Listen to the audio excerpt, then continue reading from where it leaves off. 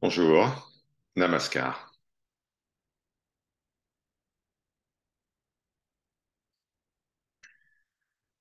Ce serviteur est heureux de partager avec vous aujourd'hui l'extrait d'un échange entre Sri Nisargadatta Maharaj et un visiteur, un échange au sujet du corps et du mental.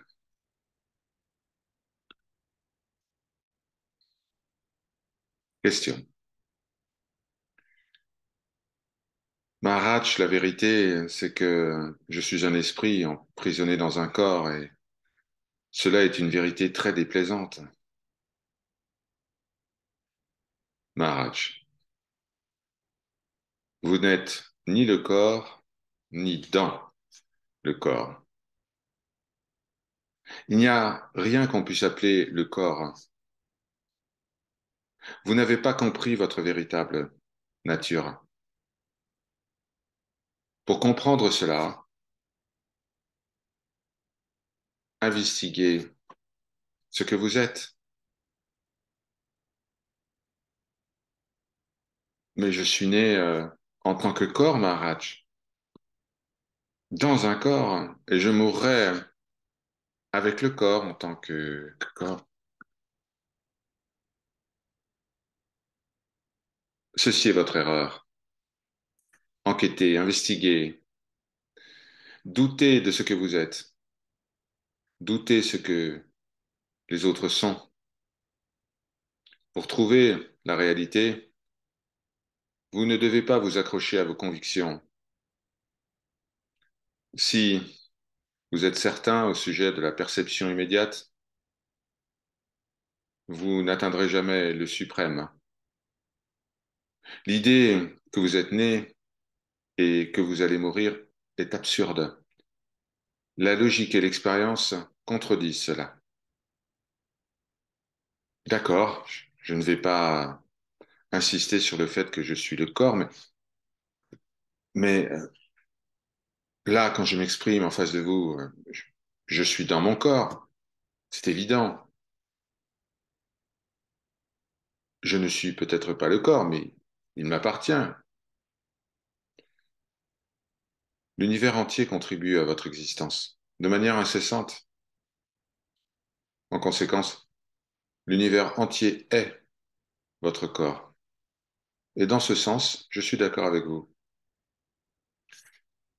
Voyez-vous, mon corps m'influence profondément. De plusieurs manières, ce corps est mon destin, ma personnalité, mes traits de caractère, la nature de mes réactions, mes désirs, mes peurs, que ce soit inné ou acquis. Eh bien, tout cela est fondé sur le corps. Si je prends un peu d'alcool, si je prends un peu de drogue, et tout cela se modifie. Tant que la drogue sera ici active, eh bien, je serai quelqu'un d'autre. Tout cela se produit parce que vous imaginez être un corps. Réalisez votre véritable nature et même les drogues n'auront aucun effet sur vous. Vous fumez, Maharaj? Ce corps a conservé quelques habitudes qui se prolongeront peut-être jusqu'à ce qu'il disparaisse. Il n'y a pas de mal à cela. Vous mangez de la viande? Je suis né dans une famille qui mangeait de la viande. Et mes enfants mangent de la viande. J'en mange très peu et ça n'est vraiment pas un problème. Mais manger de la viande, ça veut dire tuer, non?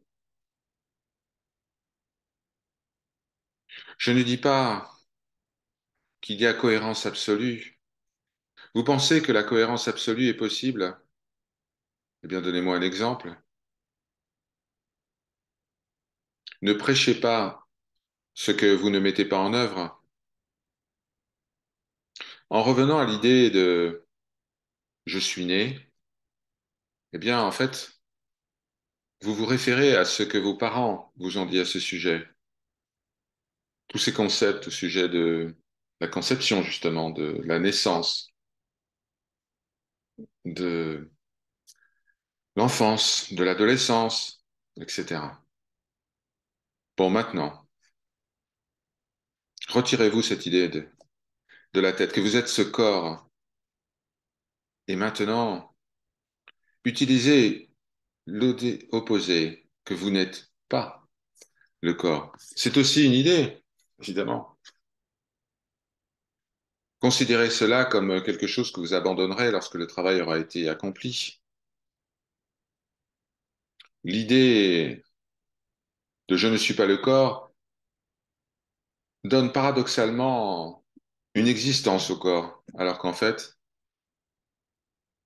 il n'y a rien de tel que le corps. C'est juste un état d'esprit.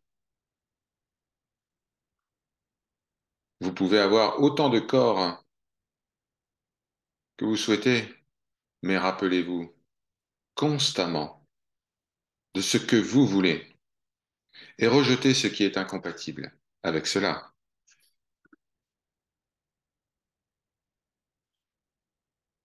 Maharaj, je suis comme une boîte dans une boîte. La boîte extérieure est comme le corps, et puis la boîte intérieure, c'est l'esprit. Alors j'enlève la boîte extérieure et il y a une autre enveloppe qui apparaît. C'est une série infinie. C'est comme ouvrir une série infinie de boîtes. Est-ce que la dernière boîte est l'âme absolue?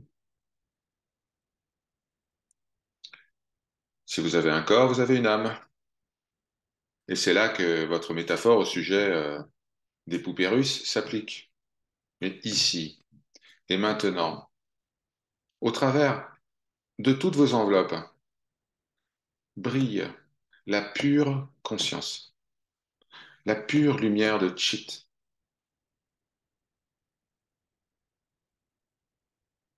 Liez-vous à cela, sans varier, sans la conscience. Le corps ne durerait pas une seconde.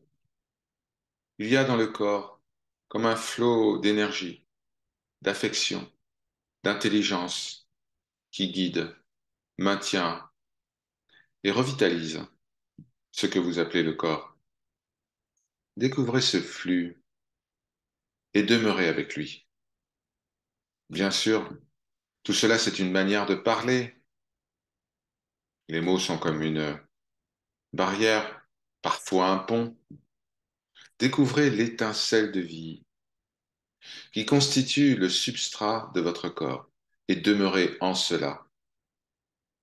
C'est la seule réalité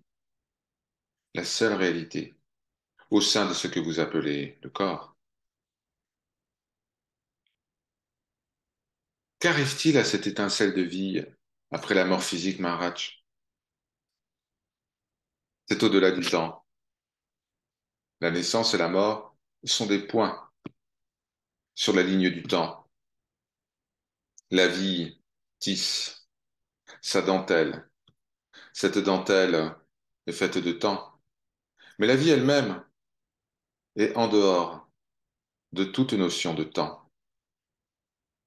Quel que soit le nom et la forme que vous donniez à ces différentes manifestations, c'est comme l'océan. Ça ne change jamais et ça change toujours. Oh Maharaj, ce que vous dites est très convaincant, mais néanmoins, mon sentiment d'être juste une personne dans un monde étrange, étranger à moi-même, souvent dangereux, hostile, cette pensée ne cesse pas. Étant une personne limitée par le temps et l'espace, comment puis-je me réaliser en tant qu'illimité, en tant qu'éternel? Une conscience universelle, impersonnelle. C'est ça?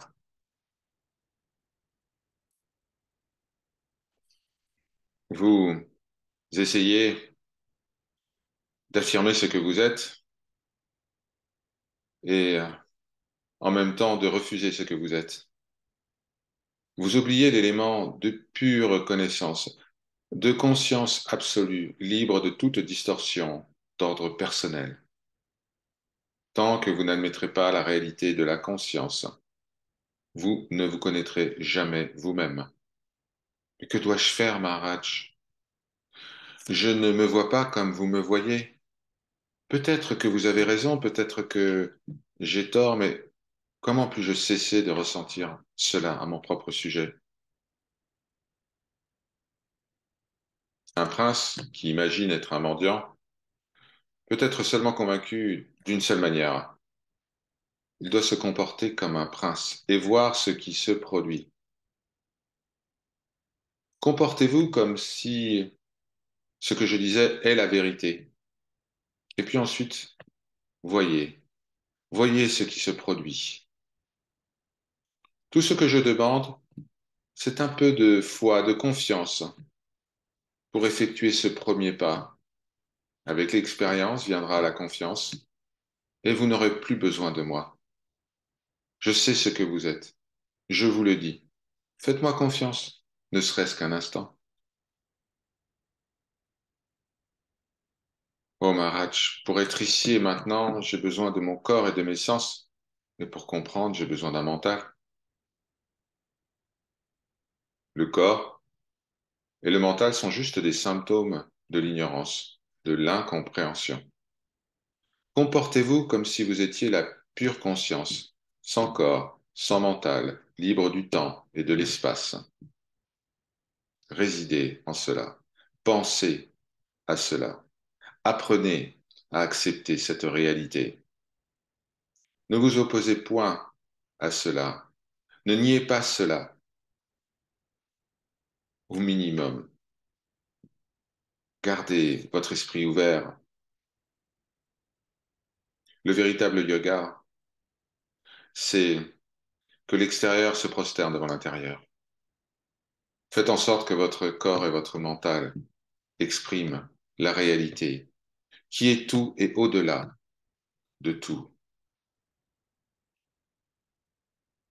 En faisant, vous réussirez. Est-ce que je peux revenir à ma première question? Comment cette erreur fondamentale d'imaginer être une personne, comment est-elle apparue? L'absolu est avant le temps. La conscience est en premier un ensemble de souvenirs et d'habitudes mentales attire l'attention. L'attention se concentre et puis une personne semble apparaître. Si vous enlevez la lumière de la conscience, par exemple en allant dormir, eh bien la personne disparaît. La croyance en la personne varie toujours. La conscience contient le temps et l'espace, et seul l'absolu est. Om Shri Guru Bhyo Namaha. Par sa grâce. Om Shanti, Shanti, Shanti.